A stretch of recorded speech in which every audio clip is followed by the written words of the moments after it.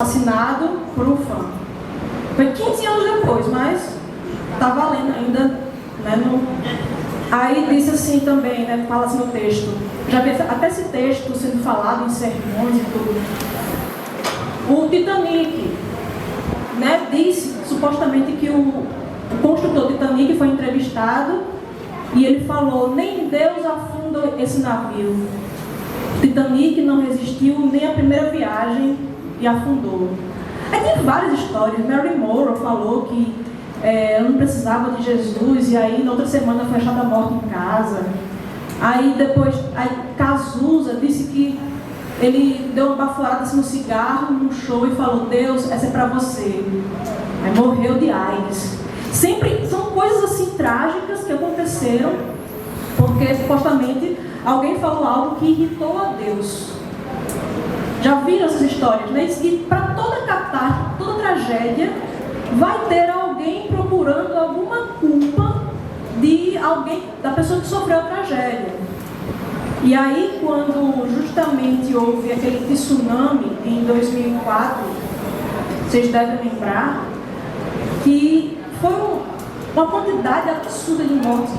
Quase 200.300 pessoas morreram só em decorrência do tsunami, fora as pessoas que morreram em decorrência das doenças, porque aquela tragédia gerou também uma tragédia sanitária. Centenas de milhares de pessoas morreram. E aí a explicação que muitas pessoas dão é porque foi ali na Ásia e o pessoal é pagão. E aí, assim também como mais recentemente aqui no Brasil, 2013, Boate Kiss.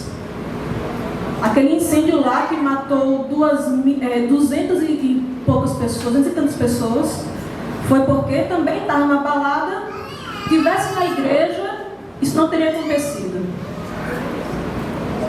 Há alguns anos atrás, o teto da igreja adventista do bairro das Indústrias, aqui em João Pessoa, caiu, várias pessoas ficaram feridas em pleno culto. Tem pessoas, muitos anos depois, pessoas com sequelas até hoje. E aí você tem várias tragédias que aconteceram de jovens voltando de acampamento e o ônibus bateu, morreu grande parte das pessoas. E a gente fica se perguntando por que existe tanto mal no mundo. E algumas pessoas, até na tentativa de defender Deus desse mal, vão e dizem: deve ser alguma coisa que a pessoa fez. Se Ivete Sangalo está com pneumonia, é porque ela falou que ia macetar o apocalipse. Se as pessoas morreram queimadas na Boate Kiss, é porque estavam na balada em vez de estar na igreja. Mas muitas coisas também acontecem com pessoas que estão na igreja. Nós temos aqui os pedidos de oração e vemos o sofrimento de pessoas que estão aqui também. Aí algumas pessoas vão dizer: não, mas está na igreja, mas está cometendo algum pecado. E aí a gente fica se perguntando por que esses males acontecem e tenta formular respostas. Só que a verdade é que ninguém tem resposta para esse mal. Ninguém tem uma resposta concreta para cada mal que existe no mundo. Ninguém. Não espere então que você vai ver essa resposta aqui, nesse sermão de mim, que não sou ninguém. Não tem condição, não cabe na mente humana como ocorre tanto mal no mundo e tanto mal gratuito. Crianças que nascem, parece que unicamente para sofrer. Pessoas que sofrem tão mais do que outras pessoas. Não consegue uma explicação para isso, mas a gente consegue achar algumas coisas na palavra de Deus acerca disso. E eu convido você a abrir sua Bíblia novamente no livro de Jó. O Bruno pregou em Jó sábado passado. Essa não é uma série sobre Jó, mas como Jó é um livro que fala bastante coisa interessante sobre o sofrimento, a gente vai abordar Jó novamente hoje. Quem sabe daqui a algum tempo, alguns anos, a gente tem alguma série em Jó, seria muito interessante. Mas a gente vai ver mais algumas coisas que aconteceram na vida de Jó. A gente fica olhando para essas coisas e sempre tem, né? E tem as histórias de crentes, assim, que às vezes, boatos que aconteceram, enfim, mas as pessoas usam como ilustração, né? Se você é um crente, ou até não precisa ser crente, se você é brasileiro, muito provavelmente essa imagem vai lhe dizer alguma coisa. Uma caixa de ovos num porta-mala. Me diz alguma coisa disso? Obrigada.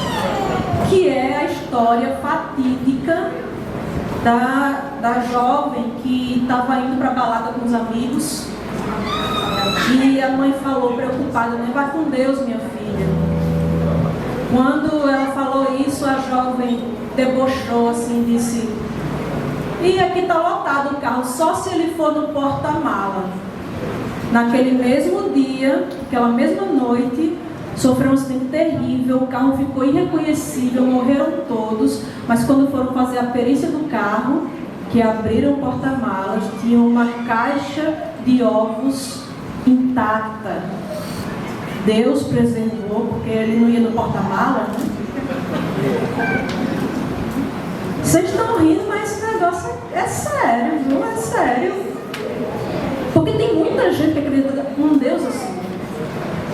Tem muita gente que crê num Deus vingativo, num Deus com uma inteligência emocional de uma criança birrenta super poderosa. Que a criança birrenta, ela esperneia, dá uma ciscada lá e pronto, né? Mas uma criança birrenta super poderosa, qualquer coisa que você faça que ela não gosta, ela fulmina você, reduz você a pó. E algumas pessoas enxergam Deus assim.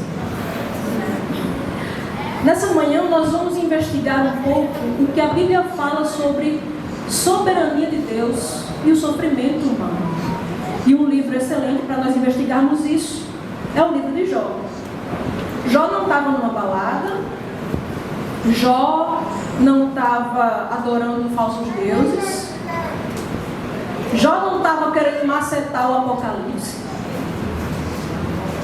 Jó era alguém íntegro, reto, que se desviava do mal, segundo o próprio Deus disse, que oferecia sacrifícios pelos seus filhos, porque podia ser que os filhos dele tivessem pecado. Jó era uma pessoa justa, que o próprio Deus usou Jó como argumento contra o diabo. Deus disse ao diabo: observaste o meu servo Jó, íntegro, reto, que se desvia do mal. E então Satanás, nós vimos isso com Bruno semana passada, Satanás diz: é muito fácil, né? Você dá tudo a ele, tira as coisas dele, vamos ver se ele fica fiel assim, se ele não blasfema contra ti na tua face. E foi o que aconteceu, vimos semana passada. Jó foi perdendo as coisas uma após outra. Seu dinheiro, seus servos, seus 10 filhos. Mesmo assim, ele não blasfemou contra Deus. Jó disse: nu vim do ventre da minha mãe, nu voltarei. Bendito seja o nome do Senhor. Satanás, não satisfeito, se volta para Deus e diz: é fácil, né? Você não tocou na saúde dele, toca agora na saúde dele. Que você vai ver se ele não blasfema contra ti na tua cara. E aí Deus disse: ok, só não toque, só não tire a vida dele. E aí Jó foi tomado por úlceras malignas, do alto da cabeça até a ponta dos pés. Jó fala no capítulo 3 que era tão terrível o seu estado que ele estava agora amaldiçoando o dia do seu nascimento. Era tão terrível o estado de Jó que ele se coçava com um caco de telha. Tinha vermes em todo o seu corpo, naquelas feridas. Certamente ele exalava um cheiro horrível de carne podre. Era essa a situação desse homem que Deus disse que era íntegro, reto, que se desviava do mal. Jó estava nessa situação e, para piorar ainda as coisas, as pessoas que estavam ao seu redor não ajudaram. Tem a esposa de Jó, que Satanás deixou ela com vida, mas aí ela disse, né, que é o contrário do que para que serve o casamento. Né? Efésios 6 diz que o casamento serve para que um edifique o outro, para que um ajude o outro na dificuldade. E a esposa de Jó, no mínimo, não ajudou. Ela disse: ainda conservas tua integridade? Amaldiçoa teu Deus e morre. E a gente é muito rápido em julgar a esposa de Jó e dizer: essa mulher é um cão mesmo, olha só o que ela fala. Que mulher infeliz, olha o que ela diz para o homem de Deus. Agora imagina, você perde todos os seus filhos de uma vez, você perde toda a sua casa, você perde tudo. A única coisa que você tem é um marido em situação deplorável, terrível de saúde. Às vezes, nessas situações, a gente acaba falando besteira mesmo, né? Sabe aquelas situações em que o caixão está descendo, os familiares começam a gritar porque Deus, e enfim. E às vezes falam besteira e você não escuta, você releva, porque é uma situação de enlouquecimento quase, a pessoa está fora de si. Mas de fato, a esposa de Jó não ajudou, e seus amigos muito menos. Nós vemos a partir do capítulo 4 que chegam amigos de Jó ali, e ele é o primeiro amigo de Jó a falar sobre sua situação. Ele diz: Jó, você está sofrendo isso, com certeza foi algum pecado que você cometeu, porque Deus não vai fazer isso. Ou você não é pecador? Como é que Jó vai responder isso? Ele vai dizer: eu sou pecador, não tenho pecado não. Claro que Jó era pecador. E o que aquele homem estava falando, o que ele disse, era correto em muitos casos. Nós temos o livro de Provérbios, que vai falar da sabedoria, né? Sabedoria popular, são provérbios populares compilados, né? Deus inspirou pessoas a compilarem provérbios populares e colocarem no seu livro sagrado. E ali você tem falando: olha, se você trabalhar, se você se esforçar, você vai prosperar. E o que esse homem estava falando era isso. De fato, se você trabalha, se você se esforça, a tendência natural é prosperar, a não ser que ocorra um percalço no caminho. E nós temos um grande percalço no caminho que está lá em Gênesis 3. Em Gênesis 3 nós vemos a queda do homem. E então toda a terra está debaixo de pecado. E esse pecado faz com que até mesmo a natureza sofra as consequências. Nascem cardos e abrolhos, nascem espinhos. Agora a natureza precisa se proteger contra o próprio homem que deveria cuidar da natureza. E assim acontece desde Gênesis 3. Há uma lei natural que diz que as pessoas que não vivem aí em farras, em bebedeiras, elas tendem a viver mais e tendem a viver melhor. Mas nem sempre é assim. Inclusive, há algumas versões da Bíblia hebraica que trazem o livro de Provérbios e em seguida, após o livro de Provérbios, está o livro de Jó. É como se dissesse assim: olha, de modo geral, a regra geral é essa, que pessoas que trabalhem, que se esforcem, prosperem, tenham uma vida com saúde, com longevidade. Mas há exceções. E aí o próximo livro, na sequência ali da Bíblia hebraica, é o livro de Jó, mostrando que a vida pós-pecado tem complexidades que nós não conseguimos explicar. Jó não sabia tudo que ele estava passando ali, o porquê daquilo. E seus amigos agora, para consolá-lo, vêm dizer: rapaz, você deve estar em pecado. E olha, se a pessoa está em pecado, você tem que chamar ela ao arrependimento mesmo. Eles não fizeram errado nisso, o problema foi a situação. Quando eles disseram, olha, a pessoa que é correta, ela vive melhor, vive bem. É verdade de uma maneira geral, mas não no caso de Jó. Deus utiliza também algumas coisas como punição. Você vê isso na Bíblia, você vê isso no Antigo Testamento, você vê isso no Novo Testamento. Isso é um fato. O que nós não podemos dizer é que cada tragédia, que cada sofrimento é por causa de algo que a pessoa fez contra Deus. Nós não vemos isso na palavra de Deus. Pelo contrário, vemos um Deus longânimo, tardio em irar-se. Muito diferente do Deus que muitas pessoas têm hoje. Que se alguém fala um A contra ele, ele fulmina. Gênesis 15:16 diz que Deus suportou por séculos a iniquidade dos amorreus. Você vê a Bíblia falando várias vezes de Deus sendo longânimo. Deus não destruiu Nínive. Jonas, que era servo de Deus, ficou com raiva porque Deus foi bom. Porque ele queria que Deus destruísse mesmo todo mundo ali. E às vezes o que acontece com a gente? Jonas, no caso dele, era alguém que foi diretamente machucado, ferido por aquelas pessoas de Nínive. Mas às vezes a gente quer que Deus seja a nossa imagem e semelhança. A gente é vingativo. A gente, quando alguém fala alguma coisa contra a gente fica todo cheio, todo doído, todo... Porque o ego, quando ele está inflado, qualquer toque dói. A gente acha que Deus tem esse ego nosso. E ele tem que matar as pessoas, enfim, fulminar. Não é esse o Deus soberano que a Bíblia fala. O que é o convite dessa manhã é você olhar para a palavra de Deus e ver um Deus que é soberano e que ao mesmo tempo é bom. Diferentemente de mim e de você, se fôssemos soberanos. Que iria se vingar o tempo todo, que iria... Deus não é assim.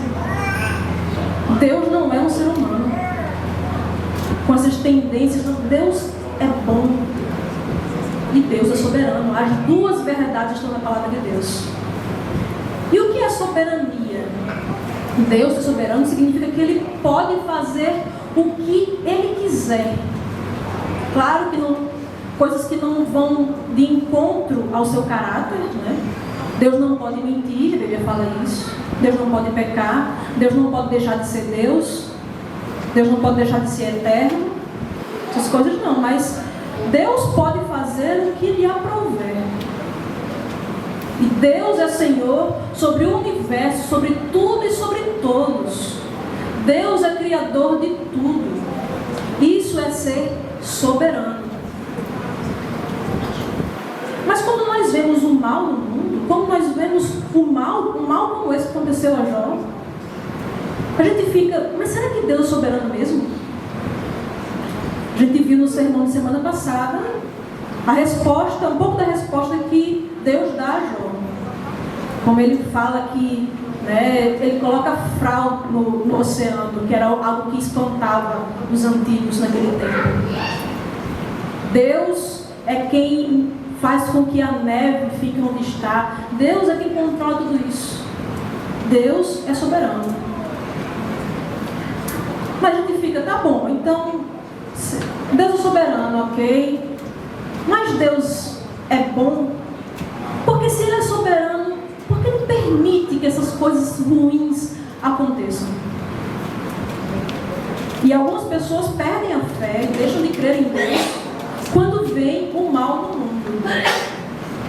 Só que aí, quando você vai... Nós temos aqui no nosso meio, cadê Bruno?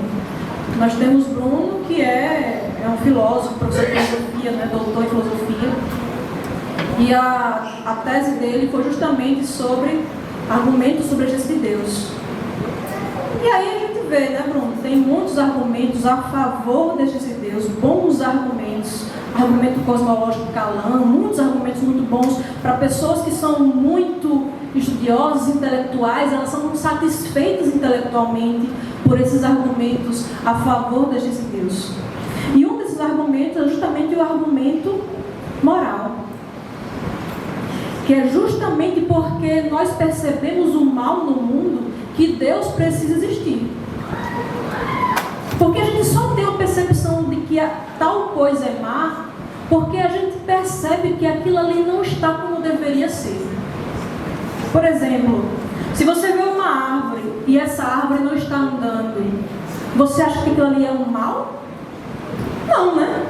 Porque a árvore está como deveria estar, parada. Isso é assim que as árvores são.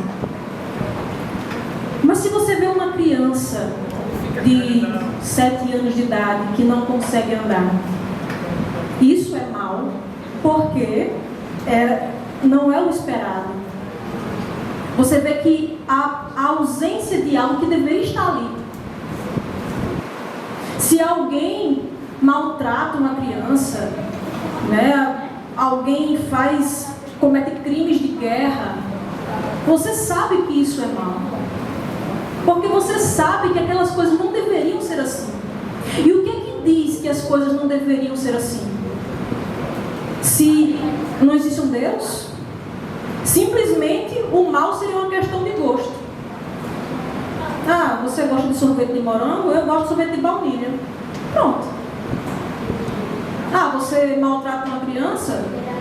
Eu gosto de dar carinho a uma criança. Tanto faz.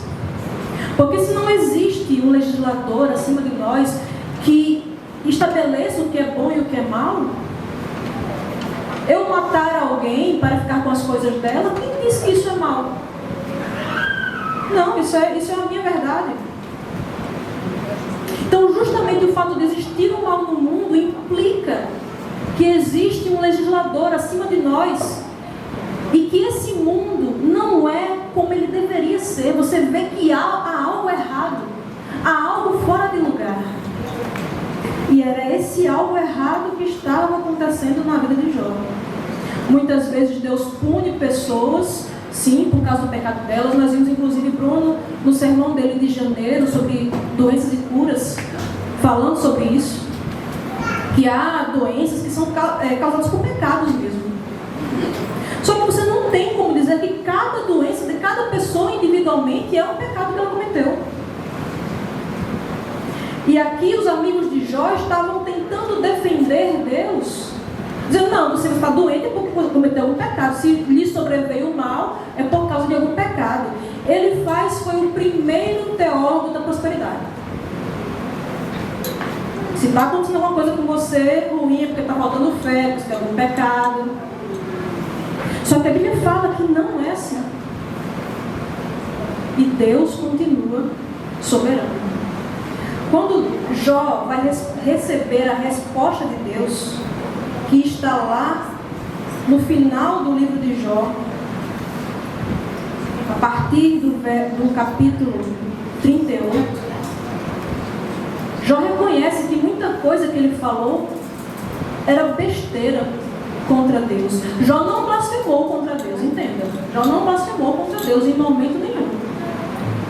Mas Jó não entendia o que ele estava passando e chegou a amaldiçoar o dia do seu nascimento e falar coisas sem entendimento, como ele próprio reconhece.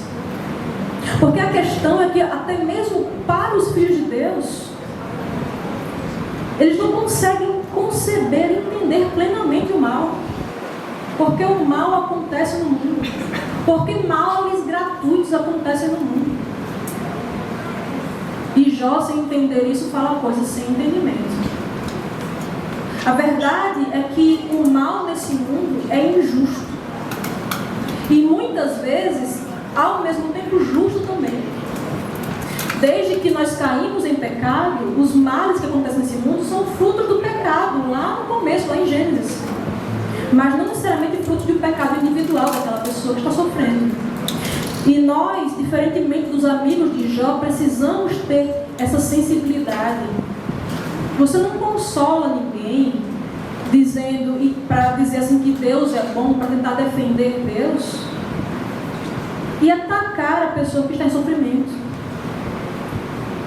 Quando nós vamos falar sobre sofrimento, e eu essa semana estava muito reticente. Bruno me chamou para falar disso. Bruno disse: Bruno, não quero falar, não vou falar sobre isso.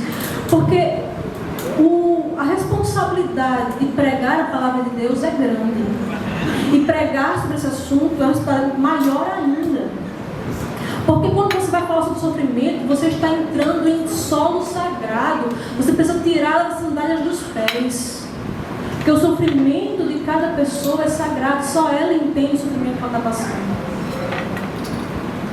Mas a questão é que a Bíblia nos fala sobre sofrimento também. E aí Jó estava ali sofrendo e ele reclamava do sofrimento. Jó é igual uma pessoa que eu vi falando que ela ia fazer uma camiseta para ela, dizendo assim: eu reclamo, mas resolvo. Eu reclamo também, eu resolvo, mas eu reclamo antes. Eu faço o negócio reclamando. E Jó estava lá reclamando. Deus vai e repreende os amigos de Jó que falaram coisas sem entendimento sobre Deus, que pintaram Deus como se fosse alguém, como se fosse um Deus pagão, que você faz coisas boas para ele, ele lhe dá coisas boas. Você comete um pecado, Deus vai e se vinga. E ele age nessa retribuição o tempo todo. Deus repreende os amigos de Jó no final do livro, mas ele também repreende a Jó. Porque no fim das contas, a teologia de Jó era muito semelhante à dos amigos de Jó. Ele também achava que se ele era uma pessoa boa, ele não devia estar passando por aquilo. E Jó dizia: eu quero uma audiência com Deus, eu quero falar com Ele, porque essas coisas estão acontecendo. E veja, mesmo assim Deus não considerou isso blasfêmia. Tem gente que considera qualquer coisa que você não entender, que você duvidar, que você quiser resposta, você está blasfemando contra Deus. Não, Deus não considera assim. As perguntas, as indagações, os questionamentos são válidos. Você vê os profetas questionando Deus, o salmista questionando Deus, e Jó questionando Deus. Mas há uma diferença entre você questionar Deus, querendo entender, e você blasfemar contra Deus. Você questionar Deus mesmo estando indignado, mas isso falando com Deus. Porque a Bíblia coloca uma diferença entre você estar, de fato, lamentando e você estar murmurando. A murmuração é como se você estivesse falando contra Deus para os outros. E o lamento é você falar até mesmo contra Deus, mas para Deus, conversando com Deus. E o nosso Deus é aquele que fala lá em Isaías capítulo 1: vinde, pois, e arrazoemos. Venha, vamos discutir isso aí. Você tem questões? Pode fazer suas questões. Deus não garante responder todas, mas você pode fazer. A grande questão é que Jó estava ali reclamando, e qual é a resposta de Deus para o sofrimento de Jó?